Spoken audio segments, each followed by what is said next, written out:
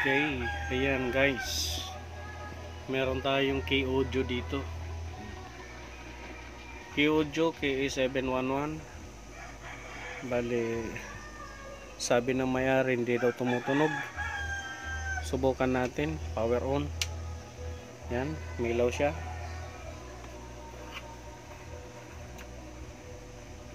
Wala nga guys.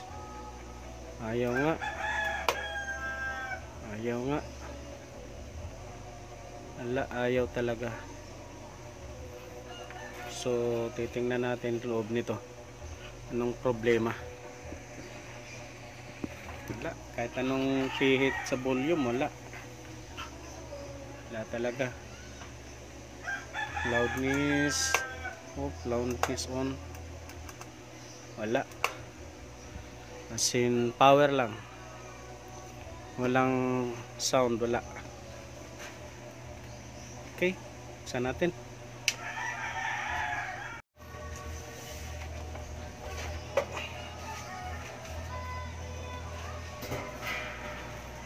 Okay.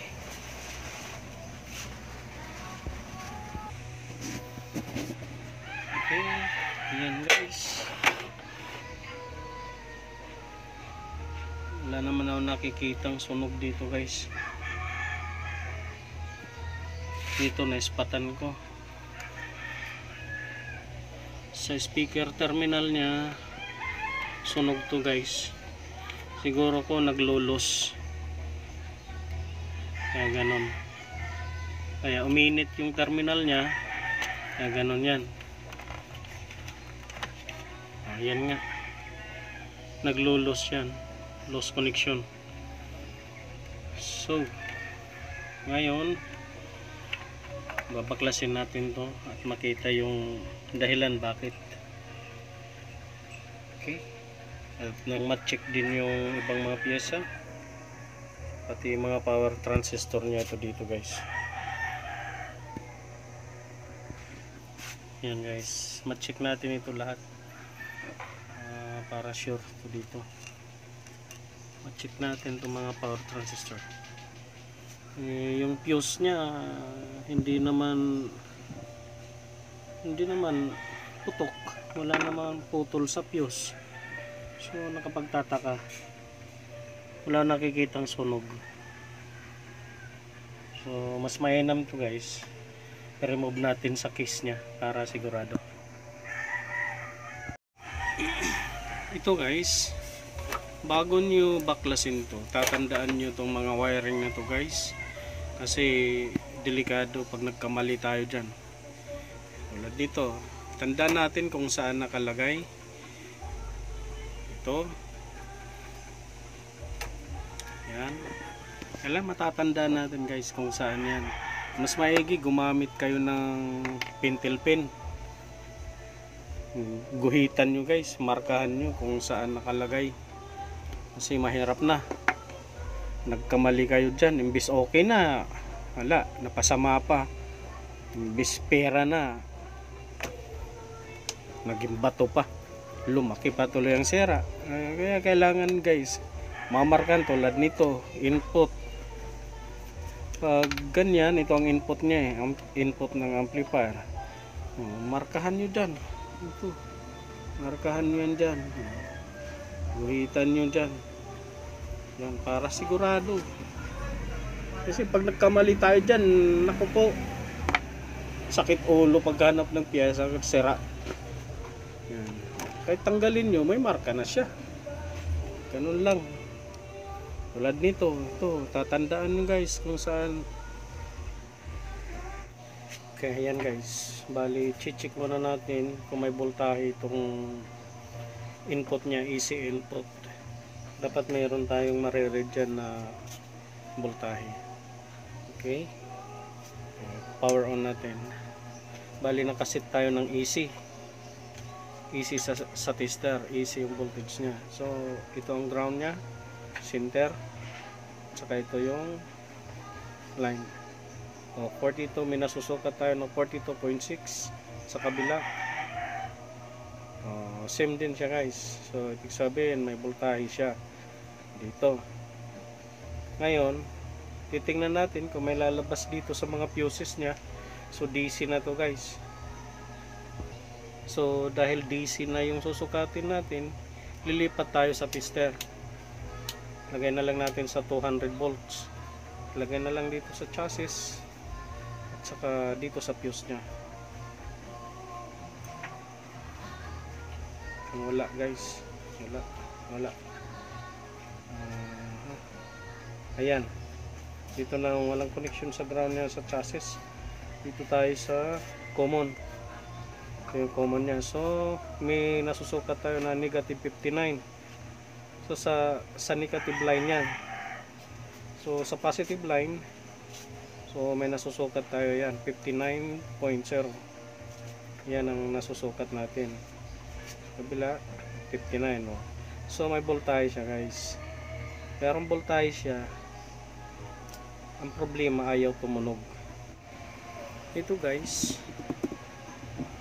titingnan natin muna, check natin yung power transistor. Magbabias check tayo kung eksakto mga voltahe niya sa power transistor, kung balance ba siya. Okay guys, ganito. Power on natin. Dito malalaman natin yung mga voltahe niya. Dito sa unang power transistor, meron siyang 0.5. Pangalawa, meron siyang 0.5. May 0.5 din siya, pareho. So it means guys, itong kabilang line okay. So sa kabilang line naman tayo. Kita nyo this na guys. Dito tayo. Una, dito sa isang power transistor. 0.5. 0.5. 0.5. Ito sa pinakadulo. 0.5. So guys, magtataka ka kung bakit ayaw tumunog niya. Ipareho naman lahat. Eksakto ang ano niya. Eksakto ang bias niya. Magtataka ka bakit ayaw tumunog. Yun ang problema talaga. So the best gagawin natin guys, magdadirect tayo sa ito yung speaker out niya off natin, baka masundot natin ng hindi tama. Ito kasi guys, yung ito ang positive line sa speaker. So ang negative kasi nito guys, ground, common ground dito. Ito ang negative. So ganito gagawin natin, magda-direct connection tayo. Yun ang the best way na gagawin natin, direct connection ng speaker wire. Ito kasi yung ano, ito yung positive line, ito isa, ito at saka ito. Yan ang mga positive line nya.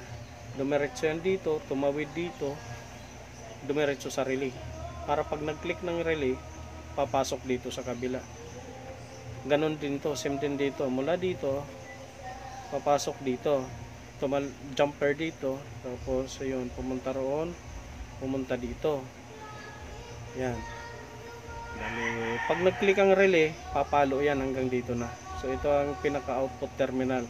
So, ito, bali, ito ang common ground nya. Ang gilid. Ito, positive line. Okay? Kung ganun ang gagawin natin, magda-direct connection tayo, tapos mag-audio test tayo. Okay guys, ito yung line common nya. Common itong connection to diretso dito. Yan, focus natin. Yan, bali itong line, yun ang ground, negative. So diretso tayo dito. Yung isang line ng speaker, dito natin i-connect. Okay guys, dito natin i-connect.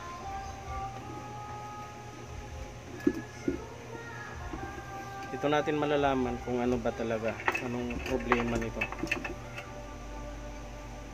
Ngayon, susundutin lang natin yan guys. I-on natin. Yan. Dito guys, pindutin natin dito. Yan. Andito yung input nya. So sundutin natin dito kung may ugong. Wala guys.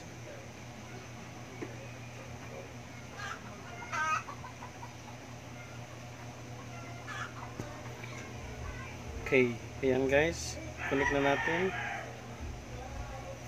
dito sa positive line. Tapos susundutin lang natin tong input. So narinig nyo guys, ayan. So ibig sabihin buo yung amplifier na side dito. Dating dito dapat ganun din uubong siya. Wala guys, pero nasukat natin eksakto yung bias. So may problema to. Yung kabilang input wala. Dito sa kabila meron. Pagdating dito wala. So bakit? Paano nagkaganon? O dito meron dito. So ibig sabihin buo yung amplifier nya. Ang mula dito, connection dito papunta rito, may problema. Okay guys, kuha nyo. Kasi yan o, dito ang input papunta rito. Dito ang input kasi papunta yan dito.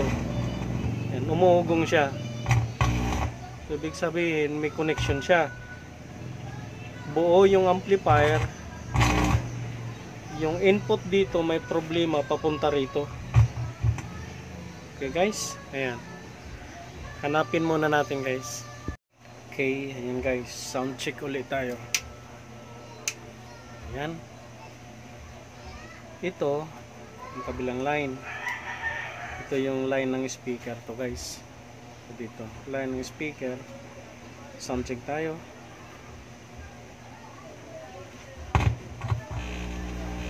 So may audio guys. Dito sa kabila, andito yung input nya.